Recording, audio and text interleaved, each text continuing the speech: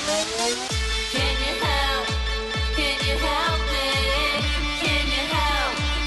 Self-Helpless! Can you help? Can you help me? Can you help? Self-Helpless! Can you help? Can you help me? Can you help? Self-Helpless!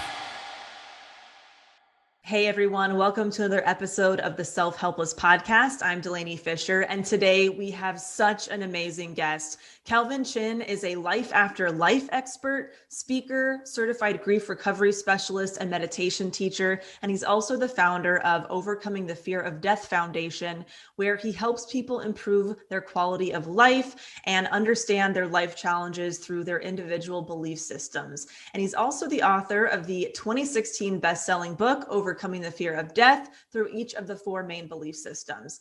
Oh my gosh, we covered so much in this episode. Kelvin shares everything from his near-death experience to what happens physically in the body when people are anxious about death and tips for overcoming that.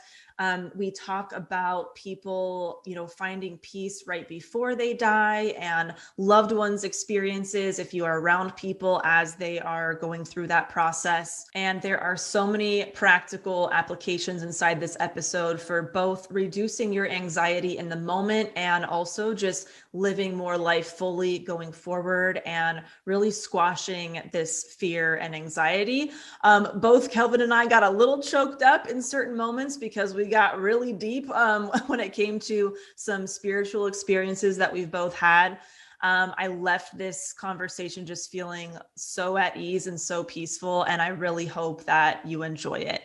Before we get into the interview, if you are an entrepreneur, business owner, contractor, service provider of any kind, and you would really love to scale a minimalist business, I do have another podcast called Efficionado, the Minimalist Business Podcast, where we talk about unique strategy for scaling, time management, prioritizing your goals, all of that stuff.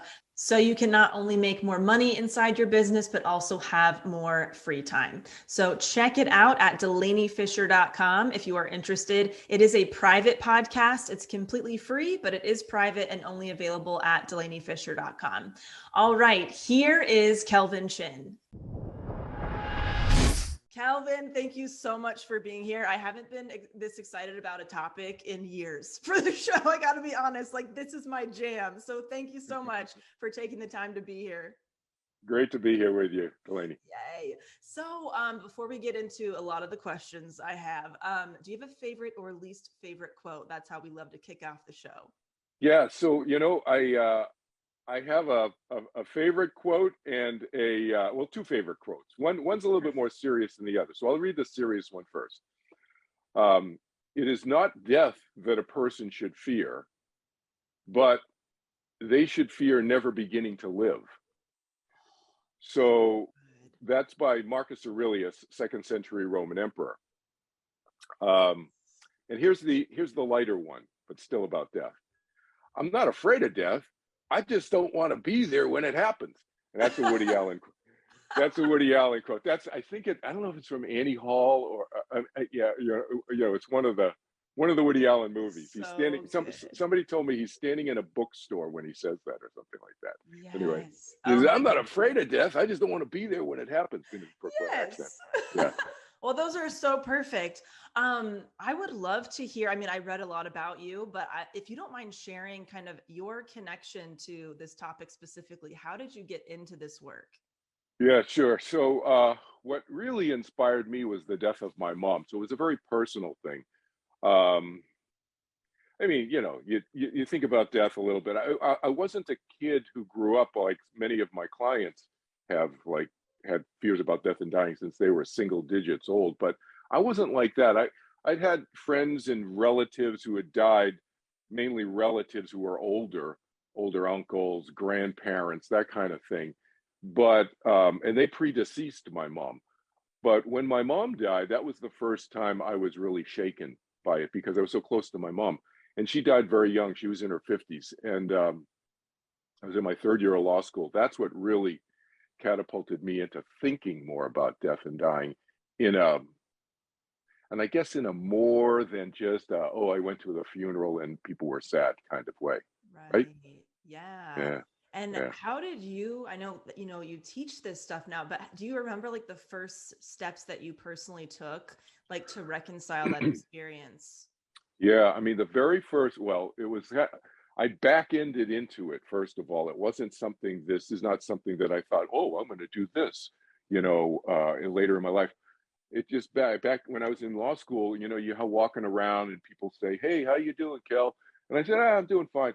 We all do that, and even if we're not doing fine. And so when my mom died, and somebody ran into me, I can't remember who it was in the hallway at Boston College Law School, and I said, well, I'm doing okay, but my mom just died. And then that self-disclosure, how self-disclosure can open people up. When you tell them something that's somewhat personal that normally people don't talk about, then they go, whoa, they have permission. And then it was like, wow, the floodgates open and people started telling me about deaths that just happened to them and that they were bottling up, but they weren't talking about. So I started noticing that it made me feel better to talk about it with the people. See, here's the thing. Wow. If I knew anything about counseling, I would have gone to a therapist, but I knew nothing. I mean, basically what I knew about counseling was I went to a guidance counselor in high school. You know what I mean? Right, That's a right. counselor to me. It's like therapy. What's that? Wow, that's so interesting. So you like kind of led with your vulnerability, and then what was Yes, coming back to you kind of led you down that more, curious path here. exactly. Wow, that is so interesting. Yeah. Um, so in your experience, and after talking to so many people about this, what is happening in the body when somebody is so anxious about death? When in the body, it's pretty clear what happens.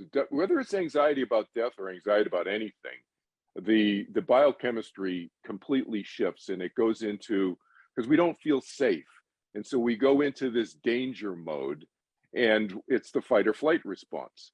And so our whole biochemistry changes, our cortisol level spike. It's like you, Delanie, you and I are sitting in a cave 200,000 years ago, and people can picture this.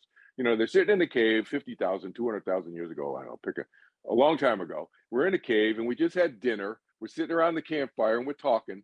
And then Yeah. this saber-toothed tiger, 1,000-pound saber-toothed tiger comes to the door, and he's hungry. And our fight or flight kicks in. And it's Yes. either we fight it or we run away, fight or flight. And we're not stupid. We're not I'm going to running. fight. Yeah, we're running. We're running I'll out let the. you take that one, Kelvin. I'm running. That's right. Yeah, you even beat me out the back door of the cave, and then we're up a tree. But meanwhile, what's Yeah. happened immediately when we see the animal is our heart races, our cortisol spikes, our glucose spikes, so we get immediate sugar rush because of energy. The blood goes to the big muscles in the body, and the mind gets very focused. And our lacrimal glands, our salivary glands, shut off. You ever notice your mouth gets Yes. dry? Your mouth gets dry. People who are nervous, Yeah, they're why always going is like this, that? because the digestion system is the last thing you need to save your life. Everything in the biochemistry goes towards survival and saving the species. All Oh, right. So wow. and this is all, like, you can Google this. This is what the Yeah. fight or flight. These are all things, and I have this in my book on overcoming the fear of death. I actually went and researched because I knew generally what it was, but I researched stuff for my book, and I put it. I literally basically cut and pasted stuff out of like, I don't know if it was WebMD or somebody, one of these Yeah. medical sites that talks about the fight or flight. So all of that happens. Blood goes to the big muscles, goes away from the smaller stuff that it doesn't need. Your salivary glands, your digestion completely shuts down when you're in fight or flight. So you think about people who are anxious all the time, their digestion is a mess. Their glucose is spiking all the time when it shouldn't. And what does glucose spike do? It suppresses your immune system. And so people who are anxious all the time have terrible immune systems, are getting sick all the time. So this is all the neurophysiologic response from being in survival mode. So there's a ton of stuff going on in the chemistry when you get any spike of anxiety. Oh my God. I don't know how we've been doing this show for 5 years and I've never heard that explained. That was so good. I had no Yeah, idea why the digestion is like the yeah. first thing to shut down. That makes so much sense. Your and And your I mouth goes dry. Your mouth goes dry. Yes. Yes. And I also learned that you're also a meditation expert. Is that Mm. part of the process of helping people kind of reverse that flight or fight? Do you want to kind of explain that a little bit? Sure. So the quick on that is that I learned when I was 19 years old, a couple of years ago. I was 19 years old and I was so stressed out. I was highly anxious. I didn't learn for spiritual reasons, or I wasn't trying to find myself, self-development or whatever. I was just I was desperate. And like I said, I didn't know what counseling was. That the counseling was guidance counseling. I didn't know. If I knew what therapy was, I probably would have gone to a therapist, Yeah. but I didn't, and I just stumbled into an auditorium at college, and I was up at Dartmouth, and I walked into an auditorium, and this guy was there talking about meditation, but he wasn't just talking about meditation in the usual way I'd heard some other people talk about it, which was very religious and all this other stuff, which I really wasn't into, because I was pre-med at the time. Pre-med, I was into science. So he was talking about some initial scientific research that was being done by a Harvard Medical School professor. I later became a test subject in those experiments 6 months later. Oh, So, wow. but that's what hooked me in, was like research, fight or flight. That's when I started learning about what that meant. And then I said, that's me. I need to turn that around. So that's what I teach now. I learned how to teach it, and I teach people how to turn on the opposite of the fight or Oh, flight. so good. Love it. Okay, so in your experience, what is really the root cause of our anxiety around death? Is it fear of uncertainty, of pain, of just what comes up for people? I think that what you just nailed it. I think it's the fear of uncertainty, and it could be the fear of pain and suffering. But when I talk about overcoming the fear of death with people, the first thing I do is help them identify what their fear really is about. Because if the fear is really about their own death, then that's one kind of set of discussions and solutions we have. If it's about somebody else's death, or if it's about the fear of somebody else dying, or if it's a fear about their own death, but not what happens to them after they die physically, biologically, but their fear may be about, like what you just referenced, how I'm going to die. Is there going to be pain and suffering involved? That's also a different discussion with slightly different solutions. So that's an identifying part of the conversation first that I need to have with people. But the most common things are fear of uncertainty and fear of pain and suffering, I think, for most people. And And the fear of uncertainty is really what it distills down to, because people I don't know what's going to happen. That's what they say. right. Ugh. Right, right. It makes sense why we're all so anxious. Yes. Yeah, we're walking around like not knowing when or how or what happens. And so what would you tell somebody who the fear around death is the fact that they might not be able to see their loved ones again or experience like the joys that they love in this world so much? What would you share with that person? Yeah, that's AKA kind of me? that's like the FOMO fear, right? That's That's basically mine. right. That's the fear. For Yes. those of people who don't know, that's the fear of missing out, right? And Yes. it could be the fear of missing out of anything, any of the things that you just referenced. The bottom line with that is to teach people how to be less anxious. So what's the positive side effect of that? Result of that side effect of that?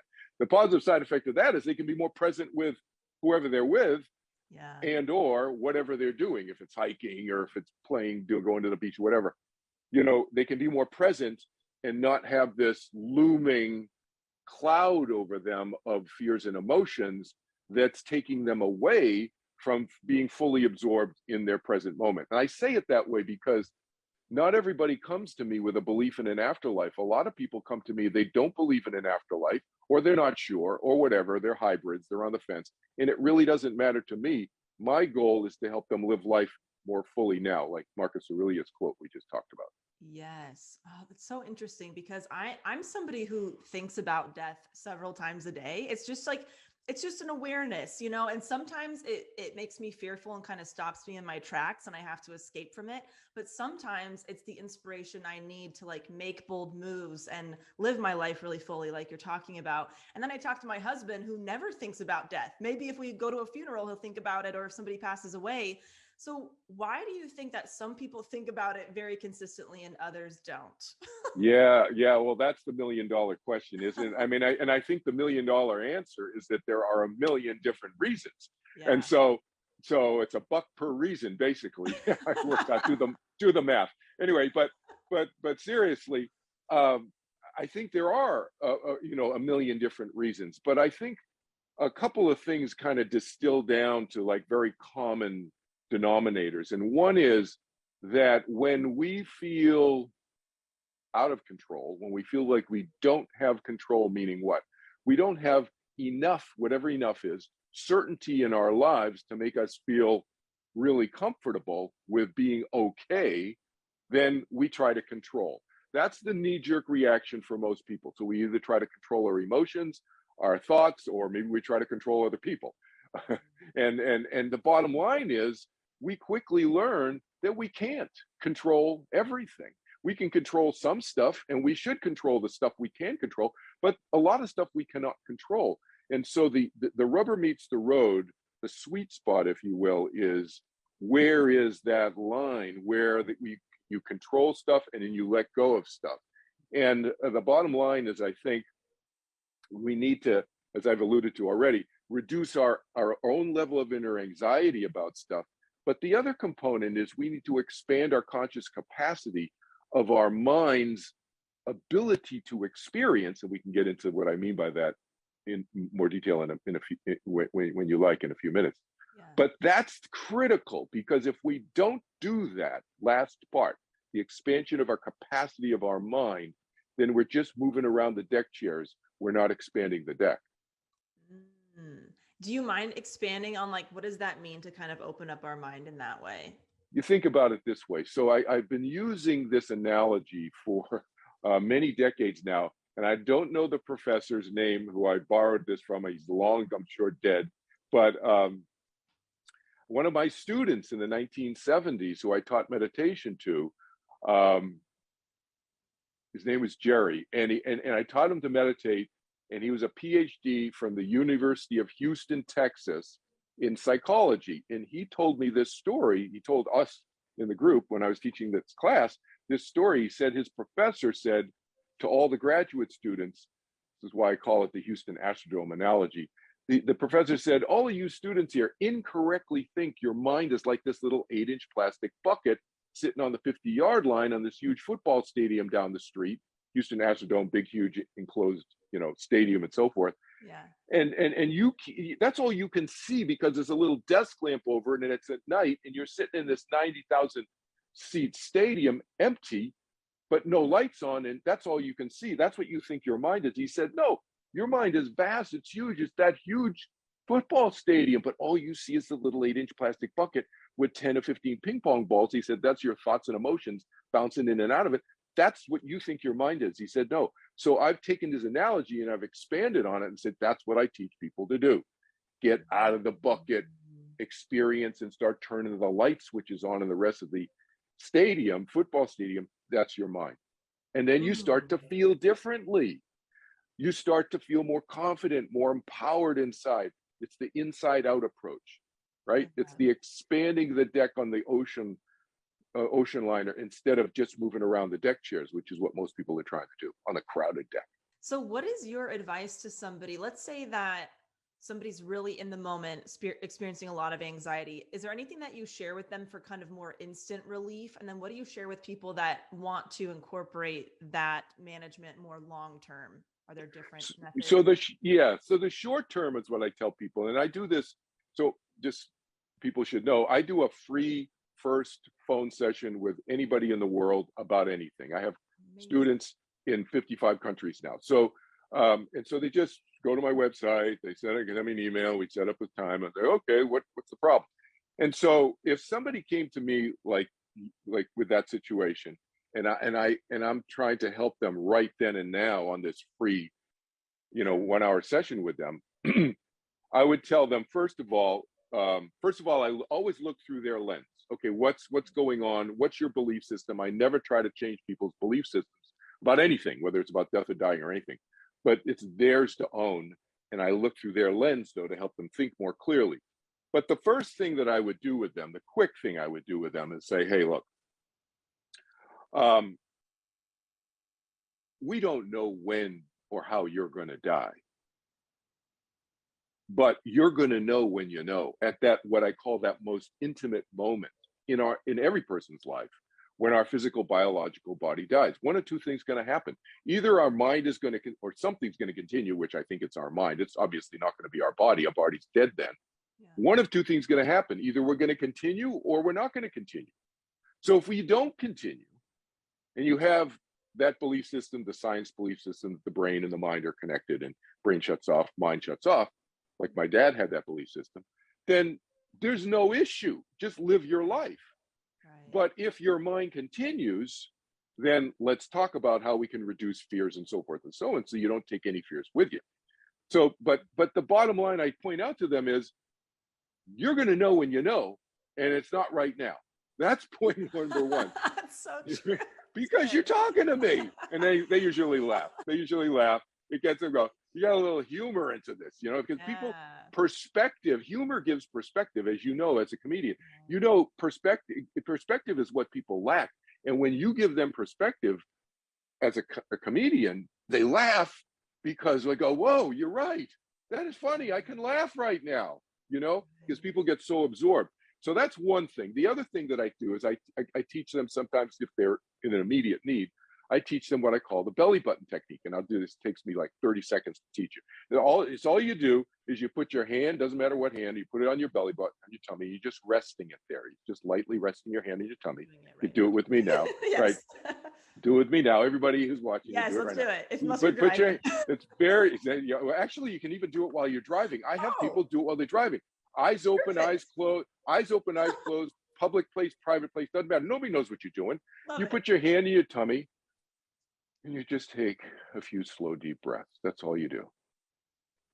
And you're not hyperventilating and you're not breathing fast. You're just breathing normally.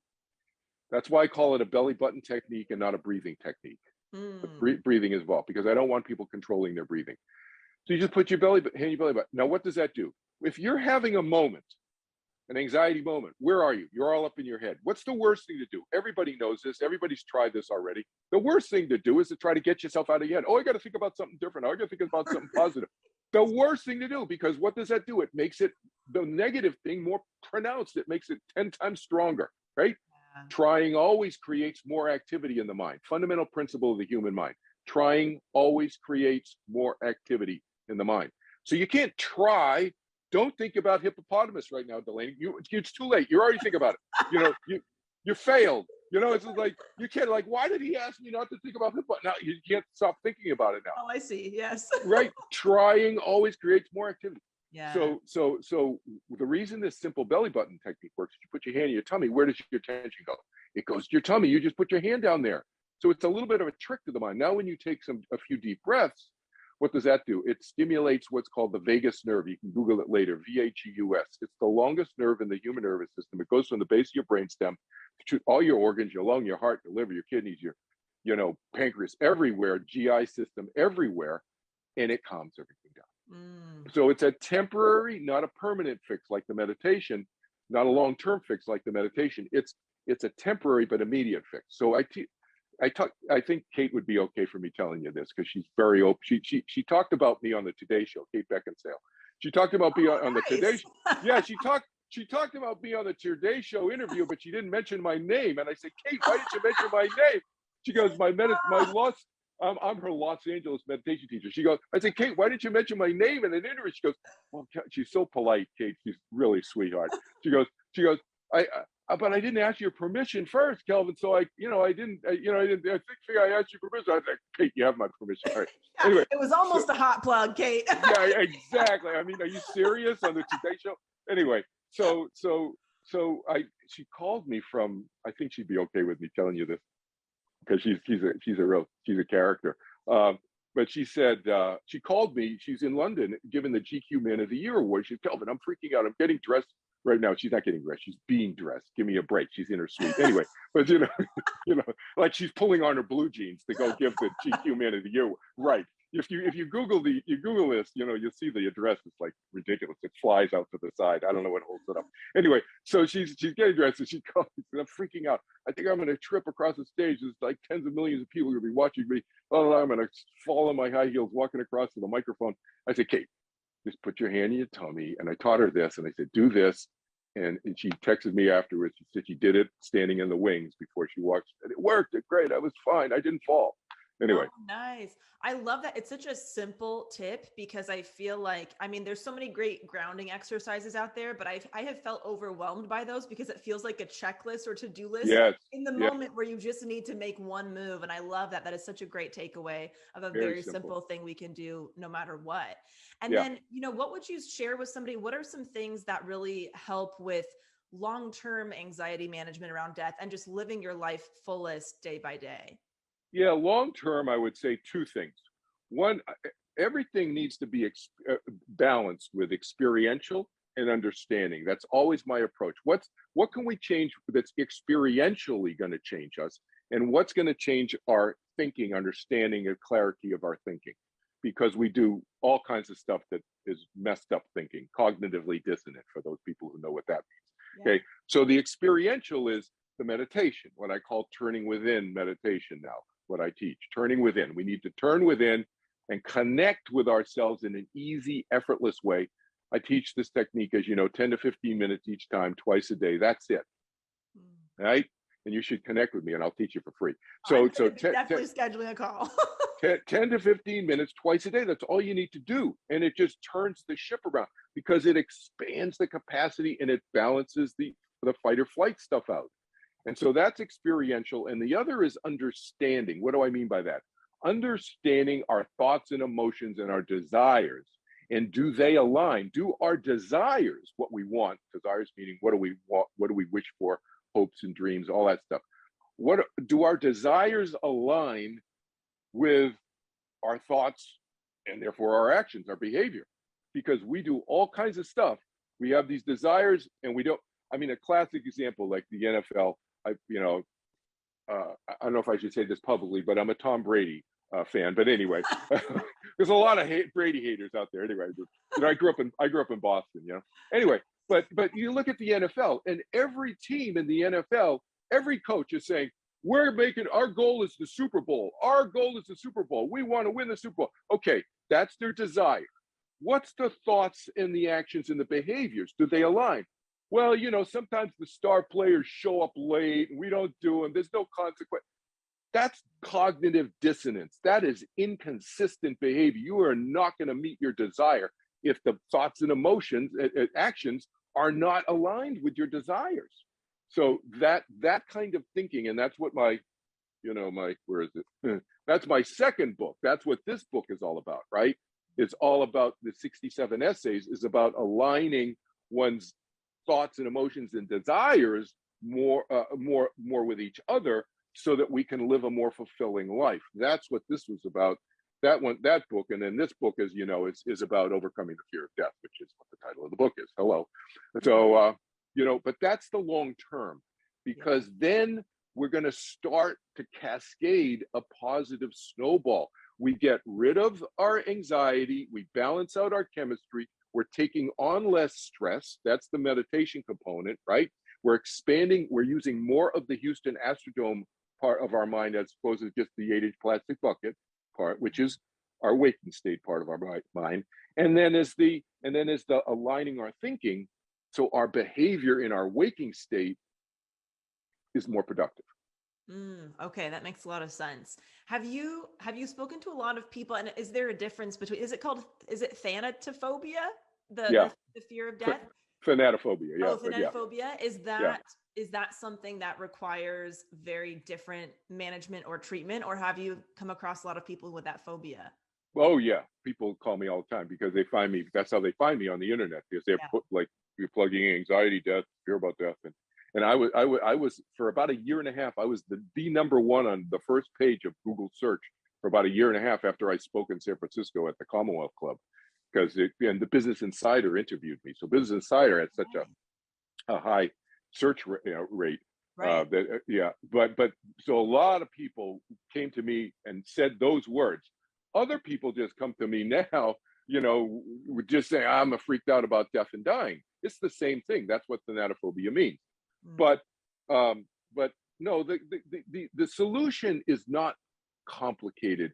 But most therapists who refer their clients to me and psychiatrists who refer their clients to me don't have training in how to deal with it. They have a little bit maybe, but the key component that they're missing is the meditation component, because the talk therapy component, there are people out there who can do talk therapy about it, and it's not nothing. It's helpful. But again, to your point in terms of long term, that's more like moving around the deck chairs on the deck of the ocean liner, which does help. You can get rid of the broken chairs, the broken thoughts and thinking and patterns, so forth. And the therapy can definitely help with that. But wouldn't it be more effective?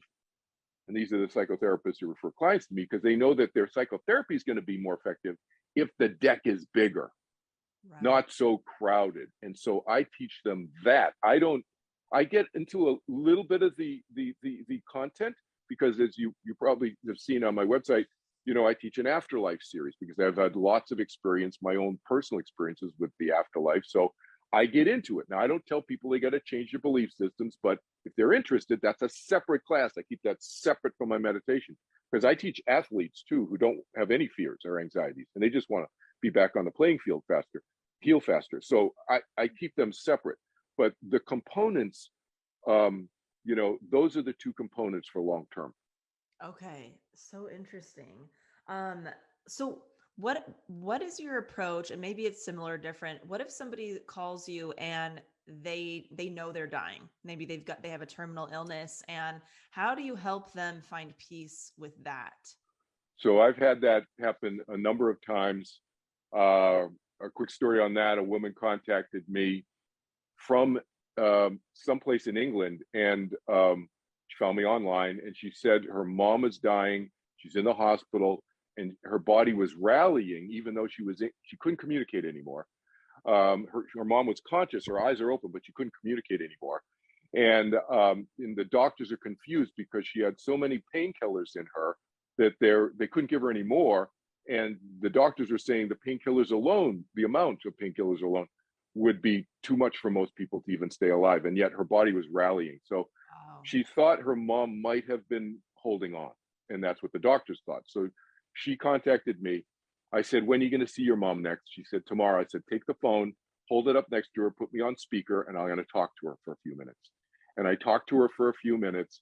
And first I asked the daughter, what her mom's belief system was. And her mom, Irish Catholic, went to church 3-4 times every week for her entire life. Now the woman's like 85 years old or something like that, 90 years old. And so I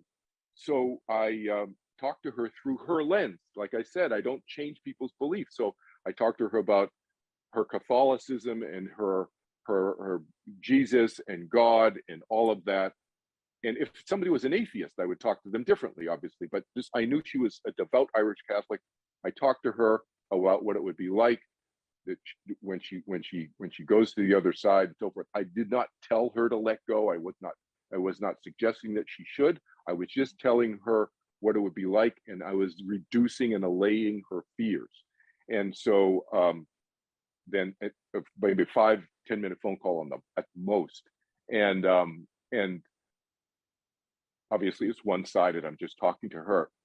Daughter hangs up, texts me afterwards, and her daughter said that mom beckoned me with her eyes to come over to her after the phone call, and she whispered one word, and it was the last word she ever said, and she hadn't spoken for 2 weeks before. She said beautiful, and then she went into a deep, peaceful sleep. I could tell from her breathing, the daughter said, and then she went into a coma, and then 36 hours later she died. Wow. Oh my And God. so I got chills. I know, it was like, wow, I brought tears to my eyes when. So I've done this a number of times I did another woman's mother up in Oregon more recently. Yeah. Wow. Wow. That really just hit me. I don't know. I didn't plan to share this, but that was a similar experience with my grandfather who recently passed. He was unresponsive, and we, my husband, somebody in his family, cousin basically, is a priest, and my grandfather was very devout Irish Catholic, and we put him on speakerphone and did some rites and stuff before he passed on speakerphone. Yeah. He was speaking to him, and his last word to me was beautiful. So that Yeah. just like really, that was such Right. a weird experience. Yeah. Hearing you say that, that's so fascinating. Yeah, it was good instinct on your part. Good, Wow. really good instincts. Yeah. Wow, that is so interesting. Yeah. So what do you tell people who ask you the question, what happens when I die, or what happens when we die? Well, my first question to them when they ask me is I answer that with a question. I say, well, what do you think happens? So, Yeah. because I'm always looking to see where their lens is, you see, Right. because Right. I can be the answer man in a sense, but I don't put myself in that position. I am the helper, and I am the person to help them refine their thinking about it first. I always think of, I don't want followers. I want students. Students and followers are two different things. A student is somebody who wants to learn how to think for themselves. That's what I want. So I ask them first, and then if they don't know, then they say, but what do you think, Kel? Then I'll go there. But I first ask them first that, and depending on what they say, I'll look at it through their lens and language my stuff through their thinking and through their language system, so to speak. Okay.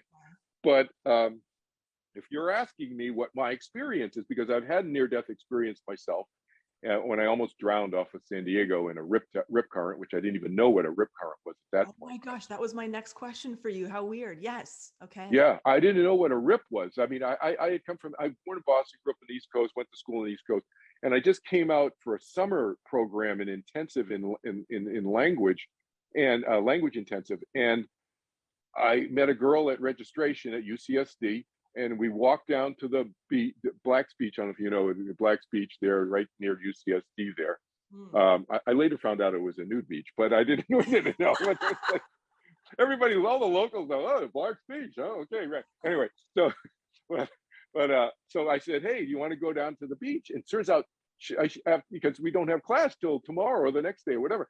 And she goes, yeah. So we went down to the beach, and there was nobody there, and we're both from the East Coast, and we don't know what a rip current is. And so it was a beautiful June hot summer day, 2:00 in the afternoon or something, and we go in there, and it's hot, so we dunk, underwater right away. And then I lifted my feet up, and boom, I start getting taken out, and I'm watching the 300-foot high cliffs at Torrey Pines Beach start going like this. They're going like this, and I can see them getting smaller and smaller. That's how fast I was moving. People who don't know what a rip current is, it's a river in the ocean, and they can move very fast sometimes. Yeah. Very, very fast. And they typically come into the shore, and then they go back out. And so it caught me, and it did not catch her. And she was about 15, 20 feet away from me, and I just watched her get small too.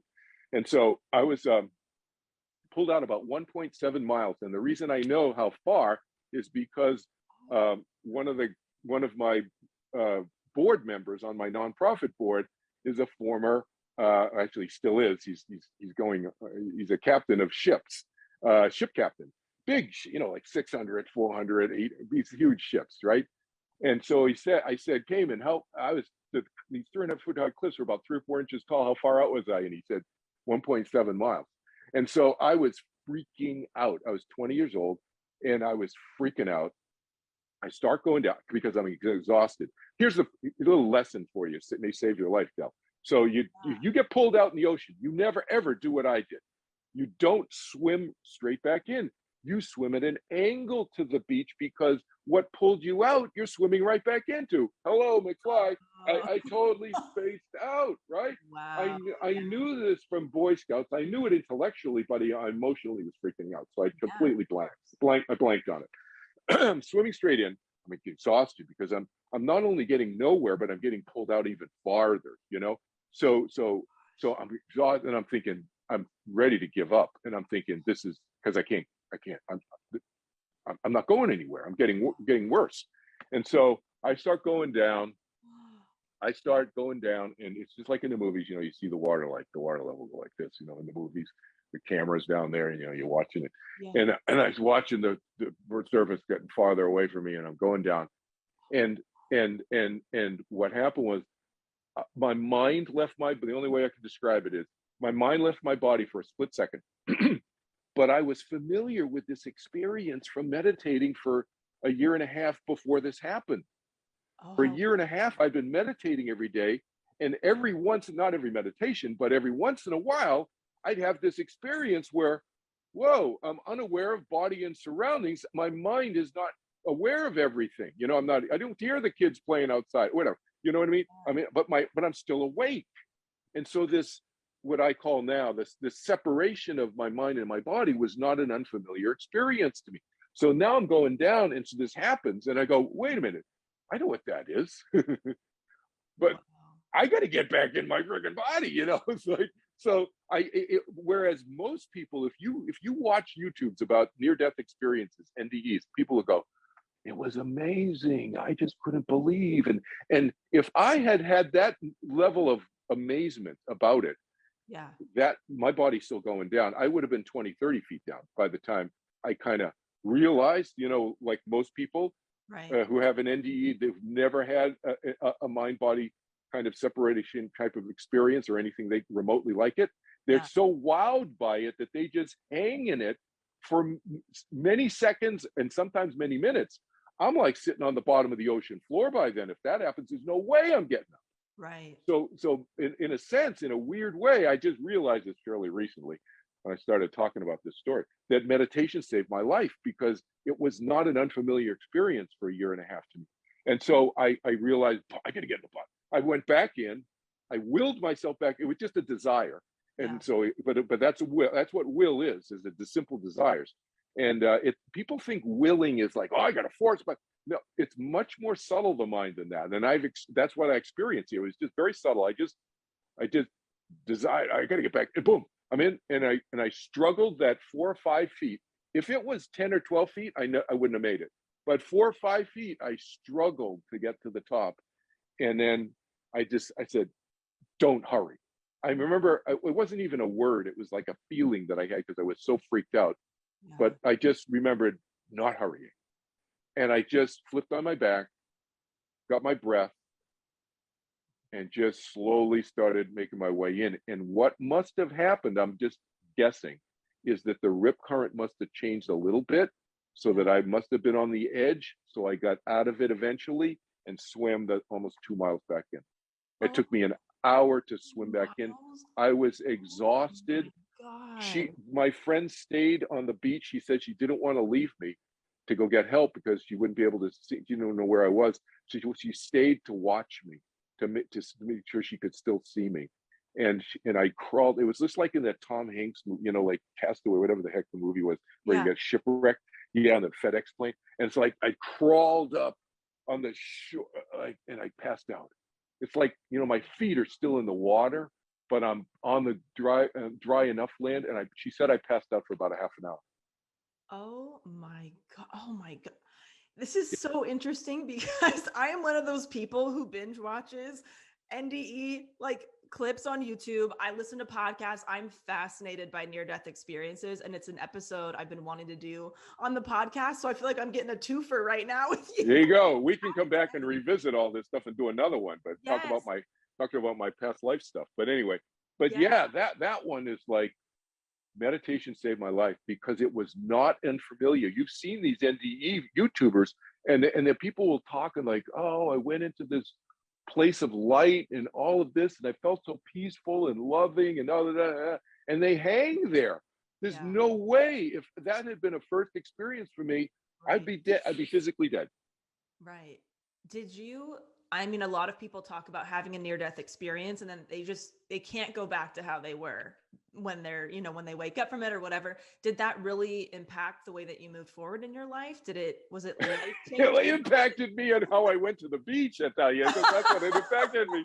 that's how it impacted me. I mean, seriously, like, oh, I got careful lifting my feet up unless there's somebody really nearby me. That seriously, it's like after you watch the movie Jaws for the first time, the last thing you want to do is go in the ocean, you know.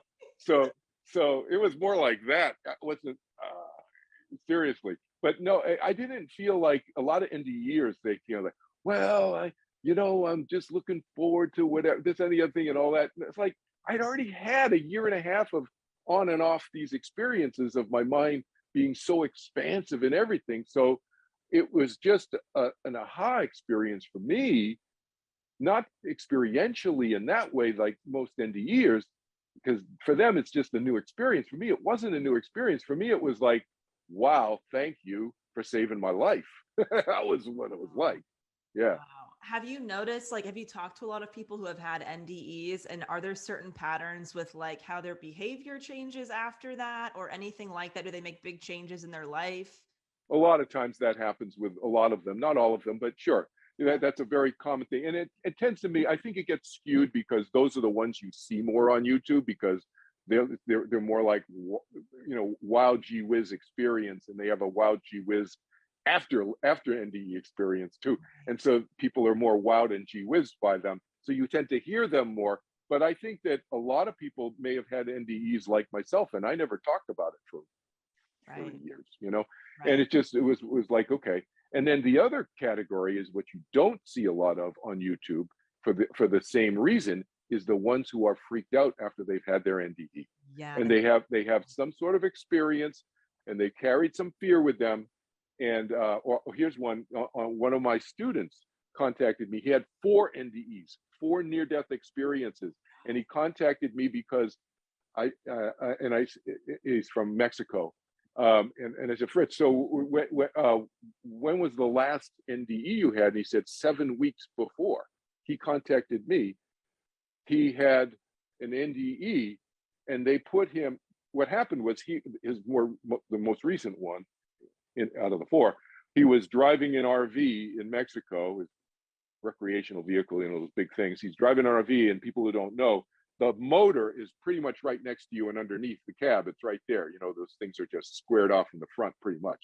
And it caught fire. And so that means that his cabin caught fire and he was on fire. So he was on fire from his feet up his legs and so forth. And he started burning. And so he was obviously in the hospital. He was a serious burn victim. He had, whatever, the highest level of degree, third or fourth degree burns or whatever they are. Yes. And had bone, skin grafts and all of that. But they put him into a medically induced coma because of the pain and so that he wouldn't move and so he could start to heal. And they put him in for like two months into a medically induced coma. And then he contacted me a few weeks after that because he was freaked out about the whole experience. Yeah. And he had a near-death experience through this nearing death, burning experience and so forth. And it was very pleasant for him in a sense, the near-death experience, but it freaked him out. The whole thing is combined to him. The whole thing was a near-death experience. And so anyway, I worked with him and taught him to meditate and so forth, and he's fine now with his anxiety around it. But not everybody has a real positive experience. Right. Yeah. Right. And yeah, that it's so interesting that, I don't know, the fact that your body's experiencing the same thing, but you're feeling different ways about it. What do you tell the people who have had the negative NDE experiences where whatever they saw or felt was more fear-based? Fear-based, yeah. So what I tell them is that they undoubtedly took some fears with themselves and they manifested in their mind as however they described it to me. And that was a manifestation in their consciousness, in their mind, of some fears that they took with them. So how to deal with it? You deal with it by getting rid of your fears now. That's why I help people. That's why I always say I'm helping people live more in the present, because we get rid of our fears now. That helps us in what I call the continual present. It's continual present because the present is always changing. It's like, whoop, you just missed it. It's like, oh, Del, you just missed it again. It's like the present. So it's the continual presence. So helping people get rid of their fears now is going to help them when they actually do. If somebody came to me, like you said, when they actually do physically, biologically die, those fears will be dissipated, reduced, and hopefully eliminated, and they won't take them with them. Wow. What kind of like misunderstandings or misconceptions do people have about the fear around death or the dying process, even if you can share a little bit about that? Because I know your approach is really helping with that issue. Yeah, there's a lot. I mean, people think that, um, well, a lot of times people think that they're seeing things when they get close to dying, when they start seeing their dead dog, their dead mother, their dead husband, wife, son, child, who knows, cousin, visiting them either in their dreams or sometimes in their waking state in the hospital, or if they're at home, wherever they are, in the room that they're in. And is it possible that they're morphine induced hallucinations? Yes, of course, that's always possible. But more likely than not, even with morphine, it's more likely that it is their dead loved ones there. And even if you don't see it, and you're not the dying person, but you're the visiting loved one, even if you don't see what they see, I always encourage people to be there, to just accept whatever they're seeing and don't try to correct them. It's not about who's right and wrong there. You're there to be supportive. And if you are the dying person, then know that that is very common. It's a very common thing to be visited. Because why? Because when we actually do physically, biologically die, there's a welcoming committee. That's what I call it. You know me well enough, Del. I mean, I'm Mr. Informal Language. It's like they may have a group name that I don't know what they call themselves, but it's a welcoming committee, and it's like, and they're there to help us transition. And it's dead loved ones, friends, and there are others who we may not even know, and they're and there's some maybe former spiritual teachers, et cetera, or people we've revered from a religious or a spiritual standpoint, et cetera, and others who we may not even know who come. They're the welcome committee. So who's going to come first to visit the dying person as they're nearing death? Are the friends and the loved ones who they're familiar with. They recognize them. Those are the ones who are going to come first, obviously. And so it's all part of this process. So that's a big, that's one of the many misunderstandings. The other is that you're going to experience any pain after you die. So people will come to me with that, and that's an irrational fear, because the pain that you experience typically is related to your physical, biological body, which is now not functioning anymore if you've died. So that's why I say one of two things going to happen in regards to the pain. It's either going to go away, and it's going to go away. It's actually one thing. So I jokingly say it's one, two things, but it's like after it, because I've already told them the other one or two things.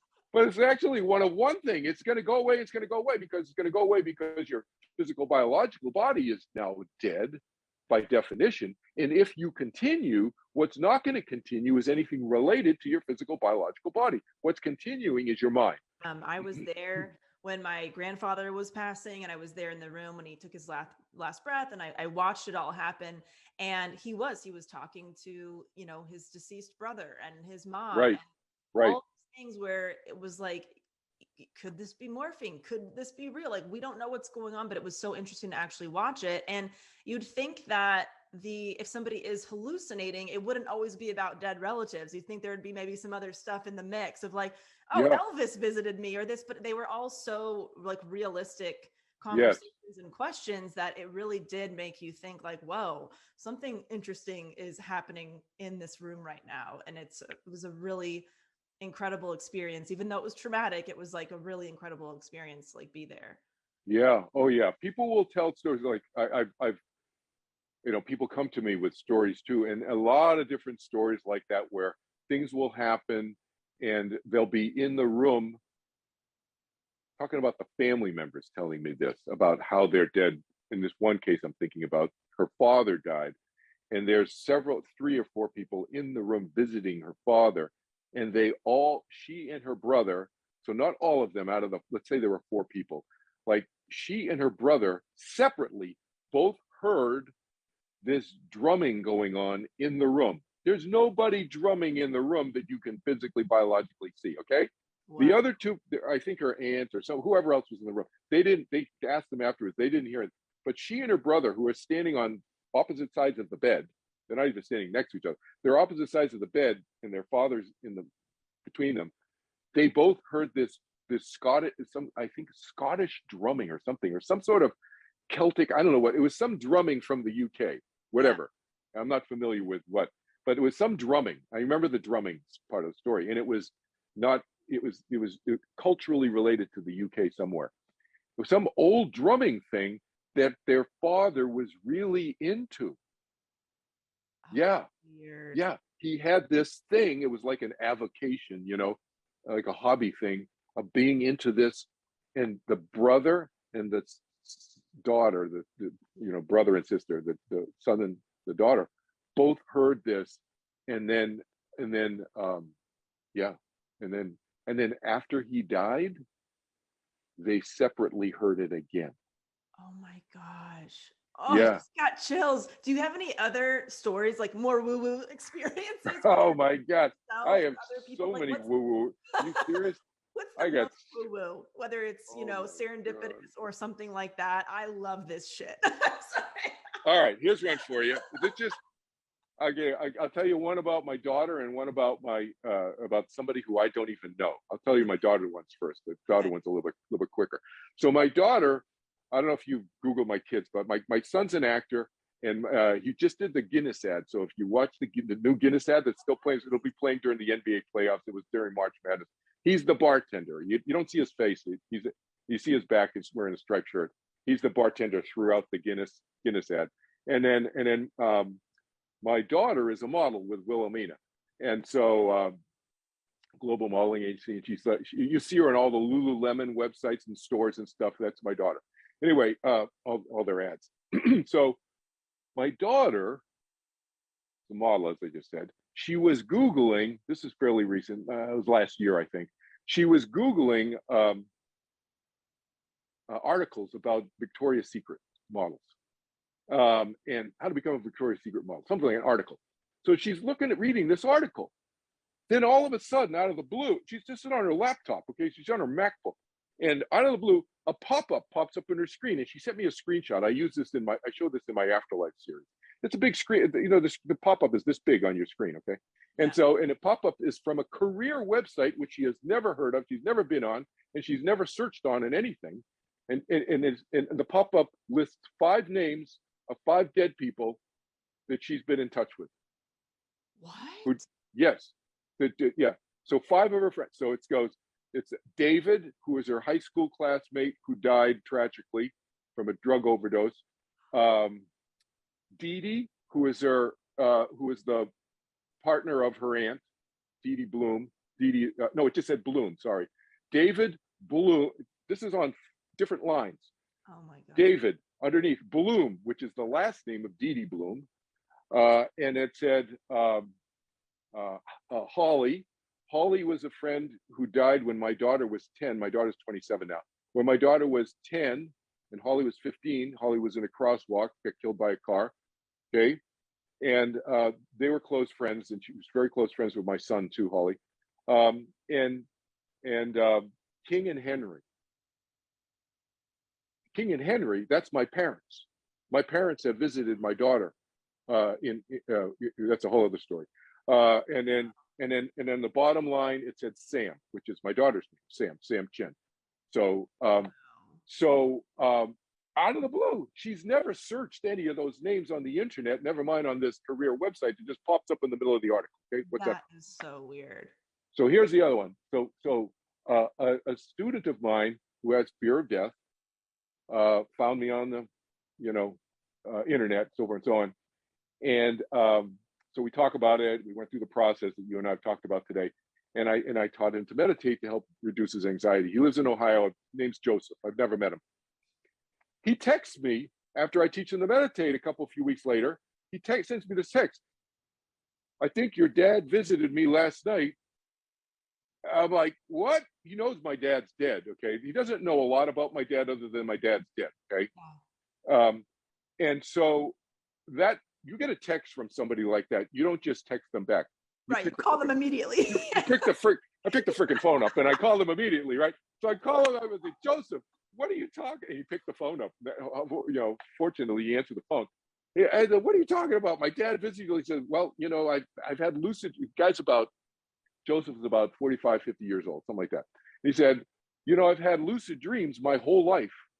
And then last night, very clear, lucid, very clear dreams. And he remembers them. He said, last night, I was flying, Joseph, I was the pilot flying a World War II bomber over the ocean. And so he's flying this World War II bomber over the ocean.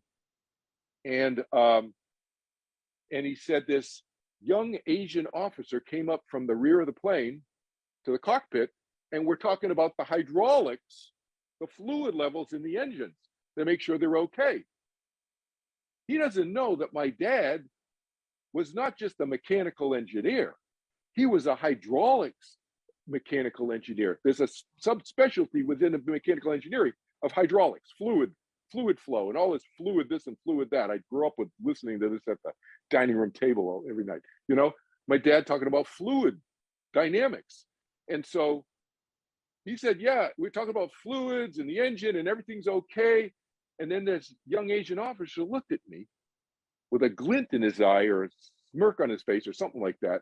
And he said, you're afraid of death, aren't you? And Joseph says to this young Asian Army officer in his plane, he goes, how do you know that? There's only 6 people in the world who I've told that I have a fear of death. And I just told the 6th person about 3 weeks ago. And the young Asian officer, I'm getting a little emotional right now. The young Asian officer says, he smiles and he says, oh, you mean Kelvin? That's my son. Oh my gosh. That is wild. How do you explain something like that? Exactly. How do you explain that? I don't even know this guy, Joe. Wow. And he doesn't know all these details about. So then I sent him, get this. I'll see if I can find this quickly. I sent him this picture. Okay. I saved it for moments like this in a separate album here. So get this. I sent him this picture of here it is. I sent him this picture. See that? Yes. And that's your dad? That's my dad in 1942 when he signed up as a second lieutenant and in the U.S. Army Air Force. I sent him this picture and he goes, that's the guy. That's what he was. That's the guy. That's the uniform he was wearing. That's the face. That's everything. He said, that's the guy from my dream. What? Right? Oh, and then I sent him this picture. See that? Yes, the plane. That's a B-29 bomber. That's the bomber that they dropped the atom bombs on Japan and so forth. That's the planes that my dad was worked on these planes. He said that's the plane he was flying. Oh my gosh. In the dream. That is wild. And these are like right? photos that are private, like in your family. They're not like posted everywhere with stuff. No, I posted that picture and my dad's picture on my website, my kelvinchin.org website. Yeah. After he told me this story, because I put it in the story and I told the story there of Joseph. I asked Joseph, hey, can I put this on my website? Yeah. So that's when I found those pictures. I Googled what a B-29 looks like and I put those pictures. I did it after he told me the story. Wow, that is unreal. Do you think that everybody has these experiences, but some people are open to them, or some people are looking or receiving them, and some people are just closed off to receiving them? Exactly. I think it's happening all the time. The afterlife is right here. My experience is it's right here. It's just operating at a different frequency, different vibrational level, we could call it. It's kind of like, people will use this analogy, and I think it's a great analogy. Other people have used this, and it's a great analogy. It's like the old radio dial. If you go back to when the radio come in, 1920s to, and probably up until about the 90s, maybe, there were still radios that you had to tune in, right? And even on my, I have a, a 2000 something car here and downstairs. And even in that, you still have to hit the button to tune into a station, whatever. And you can sometimes be off the station or on the station. It's like that with this tuning in to this different frequency, this vibrational level. It's right here. People think it's far away, whatever, because they don't see it, but it's right here. And we're just not tuning in, like you say. We're just not tuning in. Most people are just so caught up in their own stuff, which is normal. It's not a bad thing. It's not a judgment statement. It's just normal. And so we tend not to be. And here's the thing. I always tell people this too. Look, I can tune into the other side. I have a lot of experience. I've had thousands of experience with the other side. This is a whole other podcast with you. Okay. Like thousands of experience on the other side. But the thing is, I choose to be here on planet Earth right now. And I've chosen to be here on planet Earth to be in my physical, biological Kelvin Chin body, not my other bodies in my other life, whatever, I'm in the present, the continual present. And so I have the facility and it's a normalcy type experience for me. It's just a normal experience to get communications from the other side, from, it's over and so on. But I don't spend a lot of my energy with that because I'm here now. Yeah. I'll be there eventually, and then I'll be there. But here. But yeah, people block.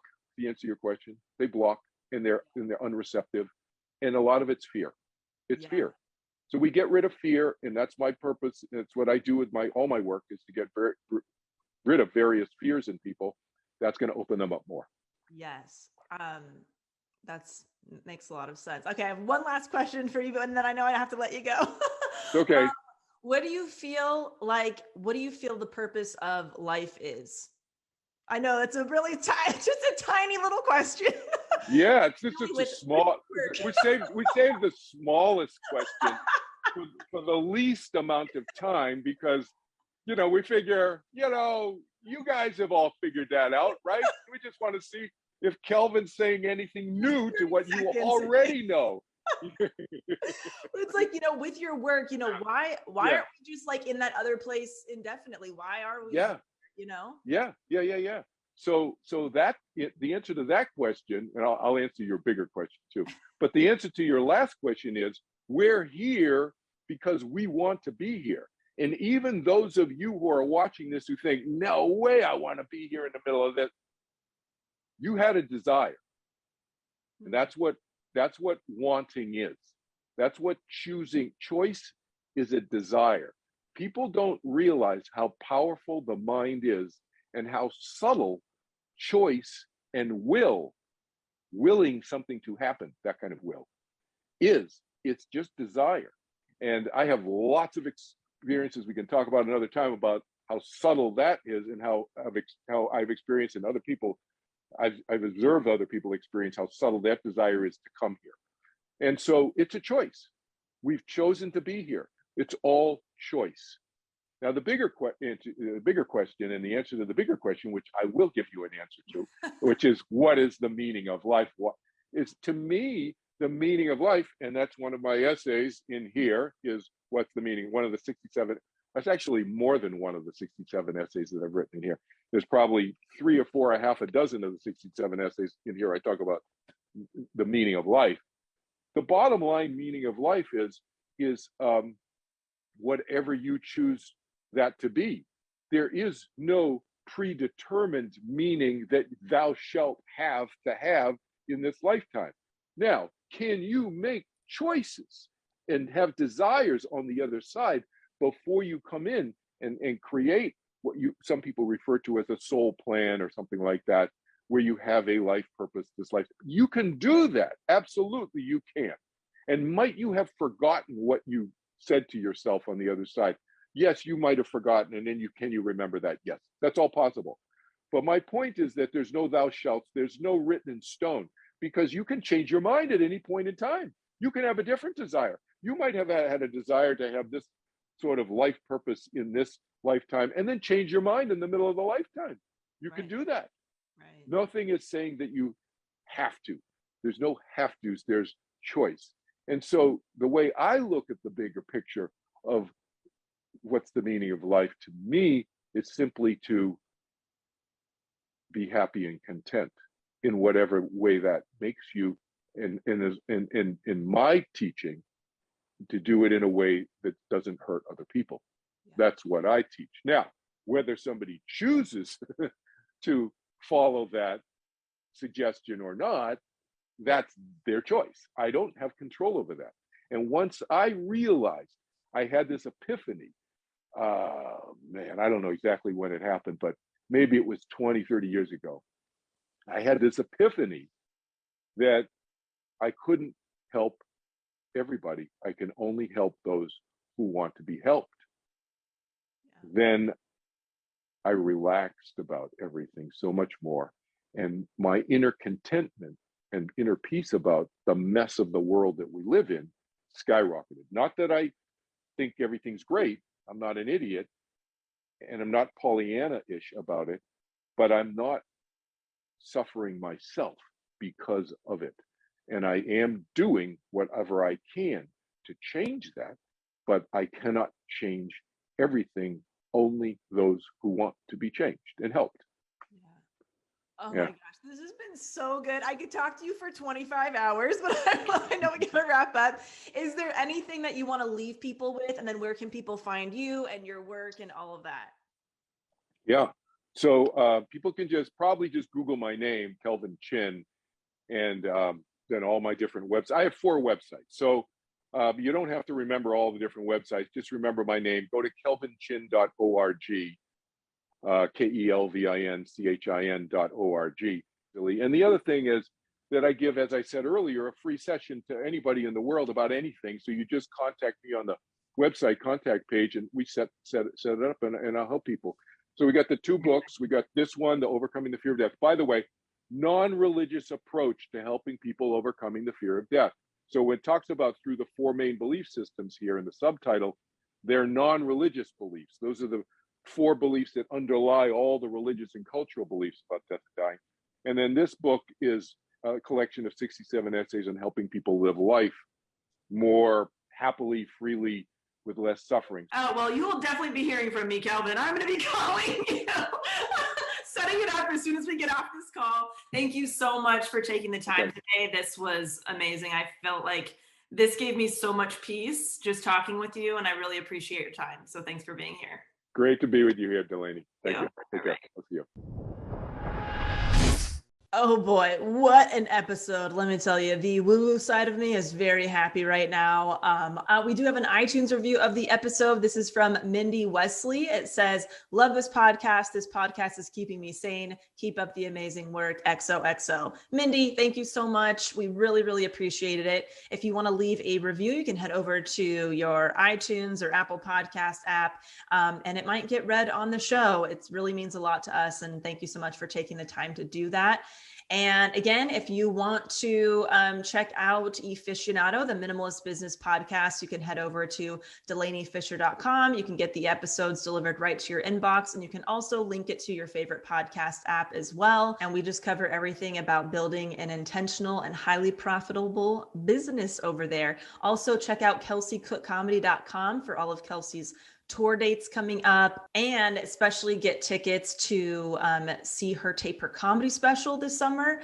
And yeah, thank you so much for tuning in, and we will catch you next time.